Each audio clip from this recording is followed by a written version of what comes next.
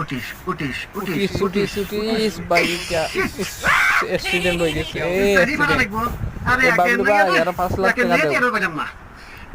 এ বাবলু ভাই ভাই দাও এ 5 লাখ মারেন তো এ ভাই এত টাকা দিয়ে নিতেছেন আমার ব্যালেন্স তো শেষ হইতেছে এ দাও ভাই চিন্তা আমার করি কাছে কি না মনে হয় আমি কি জানা পাইলট আপনার আচ্ছা, ব্যালেন্স দাও। পুরো দিয়ে ট্রেনে থেকে যাম খালি আলো জায়গা মতো বিমানটা নিয়ে বের দাও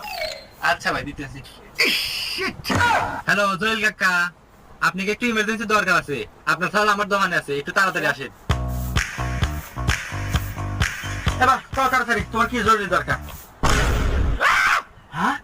এটা আমার হীরার টুকরা না